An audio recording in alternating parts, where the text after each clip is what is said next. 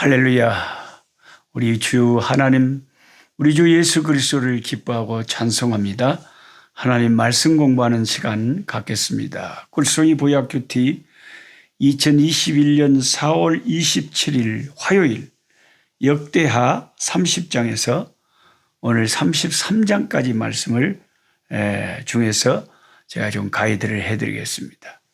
저는 여전히 한 4박 5일의 휴가를 조용한 시골로 와서 굴송이 보약큐티 세 번째 책을 집필하고 있습니다. 말씀 공부하기 전에 이곳 시골의 숙소에 와서 제가 뜰에 나가서 따온 과일 하나를 보여드리겠습니다. 먼저 한번 봐보십시오. 제가 따온 건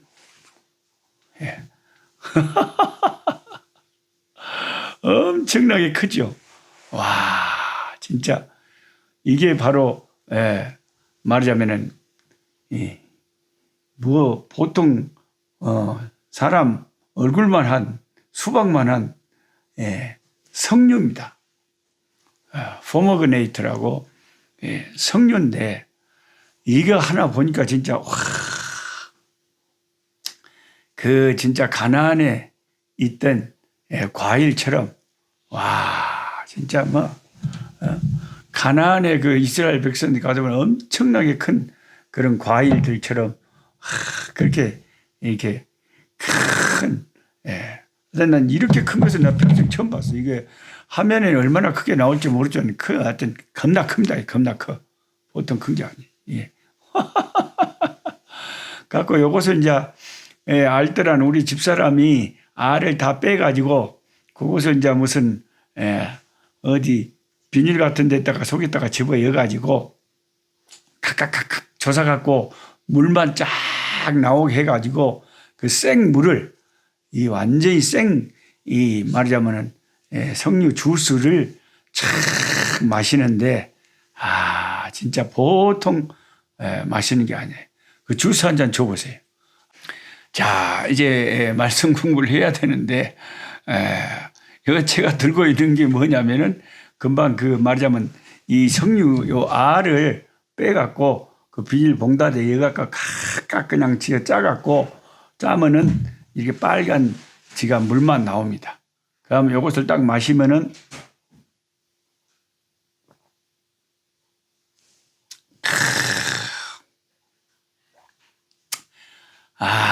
이 세상에서 어떤 맛보다도 이렇게 싱싱하고 맛있는 석류 주스 100% 생주스 너무 좋습니다.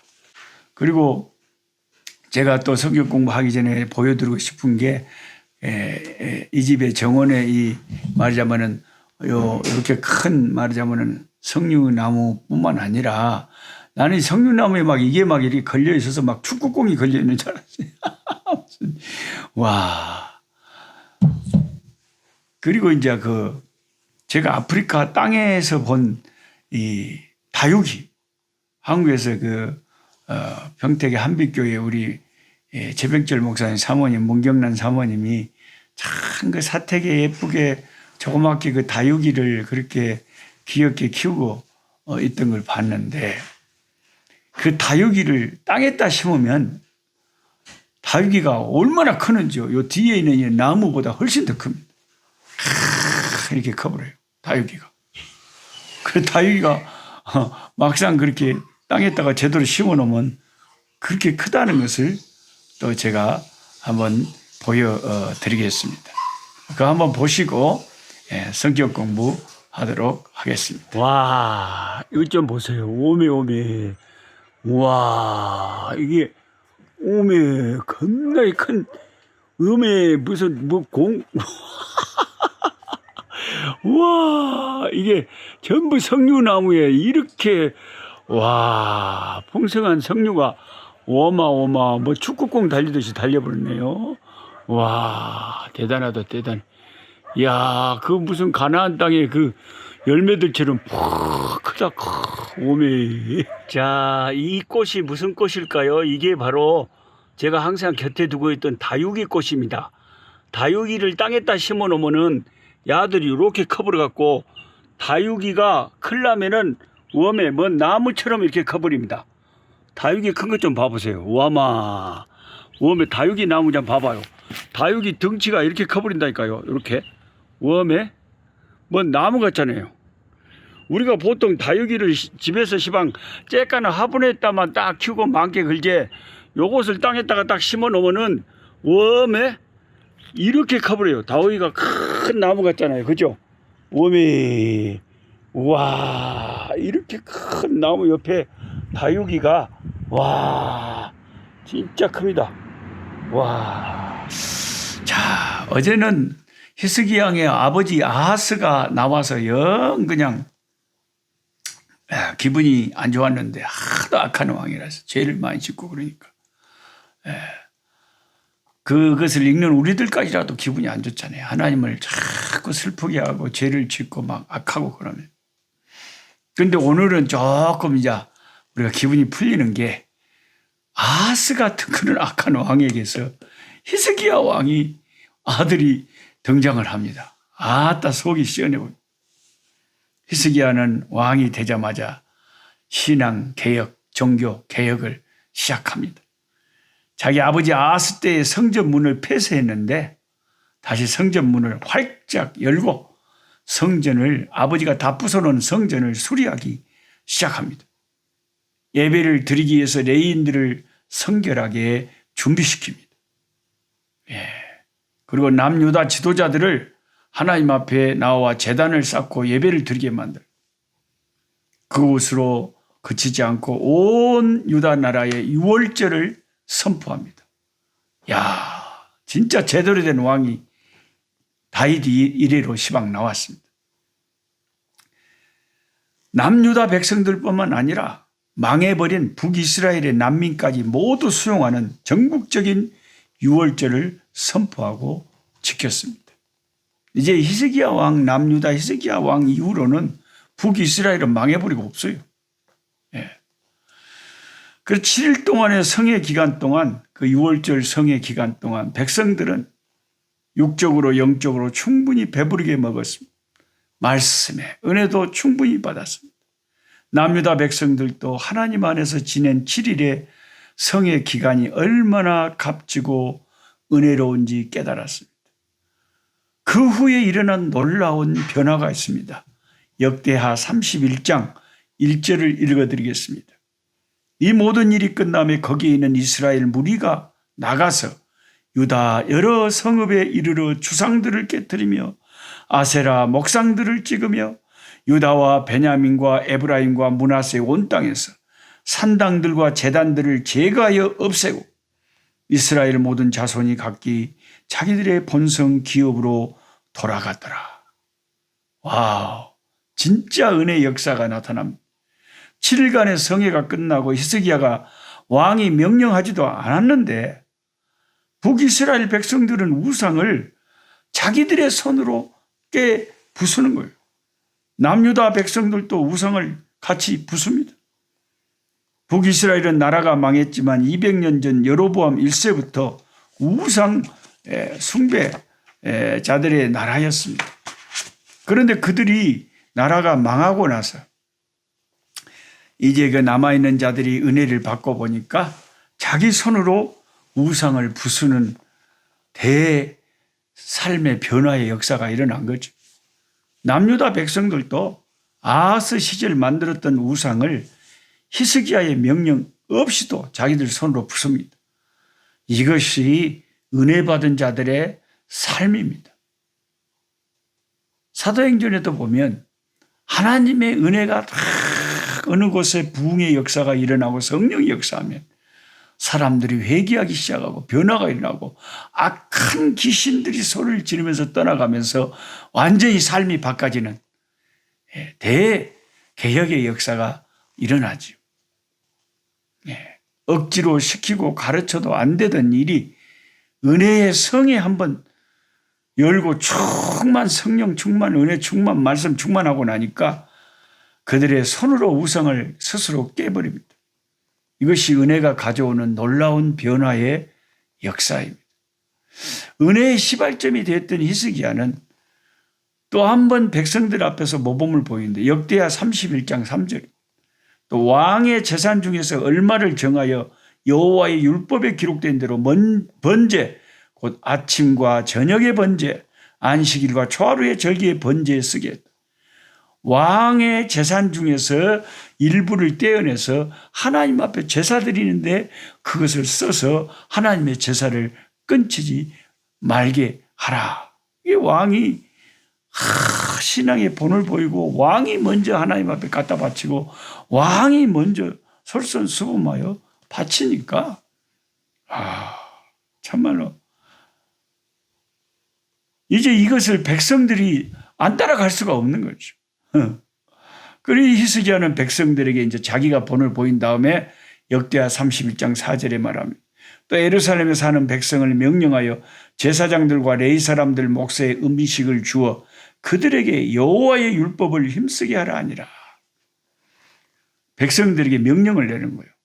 제사장들과 레위 사람들의 몫의 음식을 줘라 너희들이.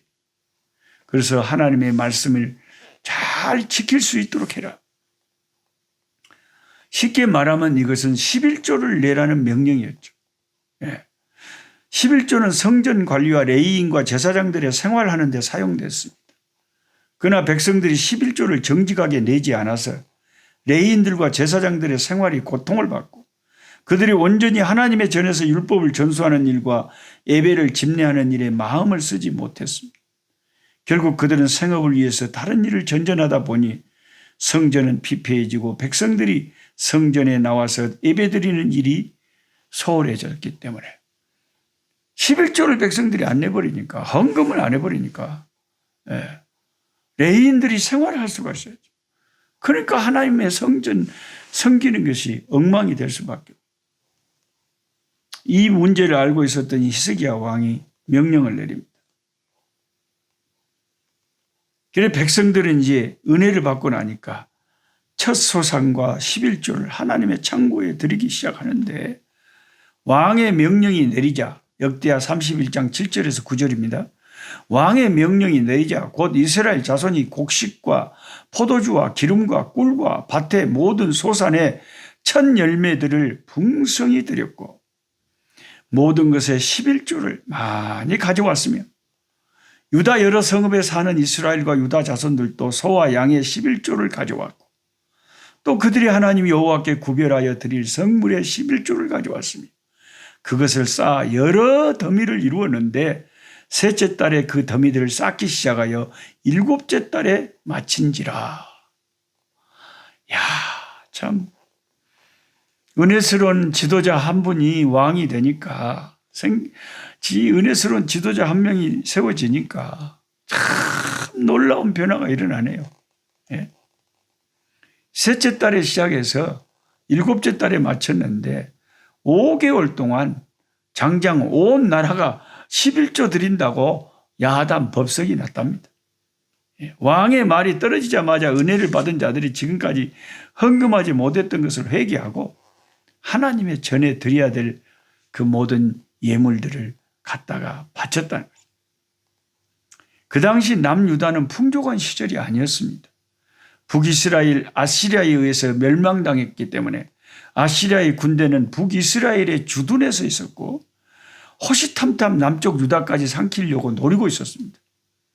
그들은 북쪽에서 위협에 시달리고 농사 짓는데도 쉽지가 않은 상황이었습니다. 그럼에도 불구하고 은혜를 받고 왕이 모범을 보이니까 백성들은 은혜 받은 자로 잠시나마 맡은 바 소임을 감당하는 은혜의 공동체가 되었습니다. 이것이 하나님 나라의 원리입니다. 하나님 나라에서는 은혜가 가장 중요한 것입니다. 교회 공동체는 무엇보다도 은혜의 공동체가 돼야 합니다. 우리 교회 오늘 너무 은혜스러워. 너무 은혜 많이 받았어. 심령에 은혜가 메말라 버리면 다른 데 시험 들고 다툼이 일어나고 불평 불만이 일어나고 사탄이 역사하지만 은혜가 충만하면 모든 사탄의 시험을 이길 힘이 은혜에서 생기는 것입니다. 히스기야 왕으로부터 시작된 개혁의 흐름이 온 나라에까지 영향을 미쳤어. 온 백성들이 즐겁게 하나님을 헌신하고 섬기니 나라가 얼마나 하나님 앞에서 은혜스러운 나라가 잠시나마 히스기야 왕이 다스릴 때 그들이 평강을 누렸겠습니까? 저는 중학교 1학년 때부터 하나님의 섭리 가운데 교회를 이제 담임 선생님이 교회 나가라고 해서 나가기 시작했는데 교회 나가서 은혜를 받고 나서 여러 가지 달라진 것이 많지만은 너무 삶이 기쁨과 즐거움이 제 마음속에 성령 안에서 넘쳤고요. 공부를 열심히 해야 되겠다는 어떤 인생의 그 삶의 목표, 삶의 의미, 우리 하나님께 영광 돌리고 한 사람이라도 더 교회로 인도하고 예수께로 인도하려면 내가 열심히 공부해서 공부도 잘하고 모범생이 되면 친구들 전도하기도 좋고 또 부모님 가족들 전도하기도 좋겠구나. 그래서 하나님을 위해서 영혼 구원을 위해서 하나님 기뻐하실 일을 위해서 공부를 해야 되겠다는 그런 생각이 탁 드는 거예요. 그래서 처음에 중학교 들어가서 이제 공부를 안 해갖고 별로 공부를 그렇게 톱을 달리거나 막 그러지는 못했는데 은혜 받고 나니까 공부 열심히 해야 되겠다는 그런 마음의 욕심이 딱 생기다 보니까 그때부터는 이제 시간을 공부에 투자하기 시작을 하더라고요. 그리고 학교 마치면 교회 잠깐 들려서 기도하면서 하나님 지금 집에 가면 놀고 잡고 축구도 공 차고 싶고 참 이거 하고 싶은 게 많은데 제가 스포츠를 좋아하니까요. 하나님 공부를 열심히 해서 하나님께 영광 돌리고 우리 어머니를 기쁘시게 하고 어머니 전도도 하고 해야 되겠는데 하나님 제 마음을 붙잡아 주셔서 집에 가서도 공부할 수 있는 은혜를 주세요. 이제 기도를 그렇게 하게 되고 하나님께 매달리게 되고 또 그렇게 신경을 쓰고 기도를 하고 하려고 하니까 공부가 또 노력이 되기 시작하더라고요. 그래서 저는 지금도 그 정교에서 물론 시골이었지만 전라도 벌교 조그만 시골에 상강중학교라고 쬐까는 중학교 예수 믿는 그런 사립중학교였지만 한 번도 그 전까지는 정교에서 그렇게 1등을 나보거나 그런 것을 못 해봤는데 정교에서 1등 나가가지고 교장 선생님이 막 불러가지고 무슨 상도 주고 장학금도 주고 학교 들어갈 때 냈던 장학금을 도로 입학금을 돌려주고 그러니까 우리 엄니한테 갖다 줬더니 우리 엄니가 막 좋다 그러고 그때부터 사람이 인생이 달라지더라는 거죠. 그래서 우리 엄니가 나보다 공부해란 말을 별로 해본 적이 없어요. 왜냐하면 거꾸로 말을 많이 하세요. 공부 앵간히 해라. 너무 그렇게 공부 많이 하다가 머리가 핵 돌아버리면 안 된다. 그런 걱정을 하셨지 공부하라는 소리는 안 했어요. 왜냐하면 알아서 열심히 하니까. 자기가 욕심이 있으니까. 그러니까 이 오늘 본문 성경을 보면 이스라엘 백성이 6월절 그 성회를 7일 동안 지키고 영원히 은혜 받고 보니까 자기들 스스로 우상을 깨버리고 삶을 변화시키고 안 드렸던 헌금도 열심히 막 갖다 바치고 어려운 형편 가운데서 그게 하나님 잘 섬기잖아요. 그게 은혜의 힘이라는 거죠. 그게 은혜의 힘이라. 그러니까 우리가 우리 아이들에게 공부 열심히 해랑 떼 긁고 막 잔소리를 했었고 누구는 열심히 한디 니는 뭐냐 막 그런 거 말해갖고 될 일이 아니다.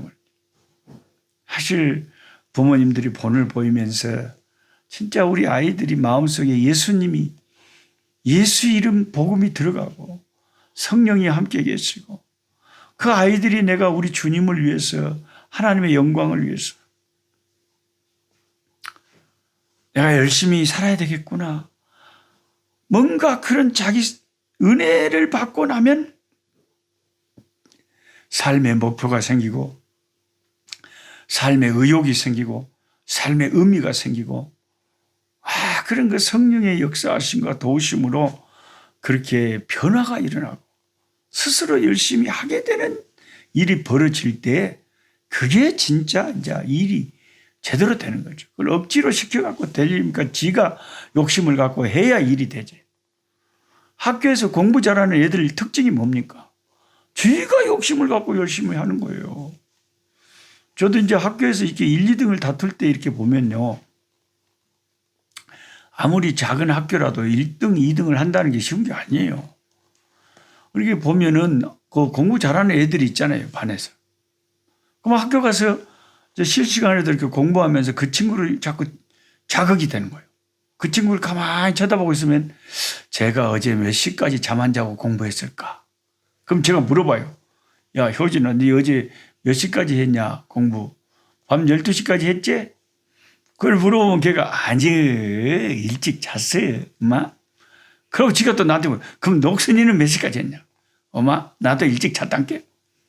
우리가 말은 그렇게 해도 보이지 않은 이 경쟁, 누가 시켜서가 아니라 내가 그렇게 목표의식을 가지고 목표를 세우고 인생을 열심히 살아가는 그 활력과 그런 에너지와 그런 모티베이션, 그런 동기부여가 어디서 나오냐 이거죠. 은혜 받은 데서 나옵니다. 성령께서 함께 하시고 주의 은혜가 임할 때 삶이 그렇게 재미있고 노력이 되어지고 변화가 일어난다. 그게 오늘 본문 히스기야와 그 부흥을 읽으면서 우리가 깨닫게 되는 말씀입니다. 함께 기도하겠습니다. 하나님 아버지, 감사합니다. 오늘 하나님의 사람, 기도의 사람, 정말 위기 때마다 하나님께 기도해서 하늘에서 주시는 능력으로 그 위기를, 인생의 위기를 돌파하고 극복해 갔던 위대한 믿음의 사람 히스기야. 여호와 하나님의 능력을 바라보고 살았던 히스기야의 생애를 읽을 때 우리는 많은 교훈을 받습니다. 온 나라에 유월절을 선포하고 성전을 재건하고 수리하고 성전의 문을 열고 우상들을 해파하고 하나님 기뻐하시는 일을 그렇게 열심히 아버지 감당을 한 걸 봅니다. 주여, 얼마나 아름답고 귀한 일인지 모르겠습니다. 아버지 하나님, 히스기야 같이 먼저 하나님 앞에 헌신의 본을 보이고 백성들에게 하나님을 이렇게 헌금하고 11조 내고 열심히 충성하고 성질하고 할 때 백성들이 기쁨으로 따르고 나라가 강건할 수가 있었습니다. 백성들이 복을 받을 수가 있었습니다. 하나님의 은혜의 역사가 일어났습니다. 오늘 이와 같은 부흥과 은혜의 역사가 함께 성경 공부하는 우리 꿀송이 보약교 T 사랑하는 식구들의 가정에, 자녀들에게, 식구들의 남편과 아내와 부모들, 모든 자녀들에게 아버지 임할 수 있도록 성령님 은혜 베풀어 주시옵소서. 히스기야에게 베푸신 은혜들을 오늘 우리의 가정에도 아버지 나누어 주시고 은혜를 더하여 주시옵소서. 예수님의 이름으로 기도하옵나이다. 아멘. 약한 자 힘주시고 강한 자 바르게 주한 자 정케함이 주님의 뜻이라. 해 아래 압박 있는 곳 주 거기 계셔서 그 팔로 막아 주시어 정의가 선하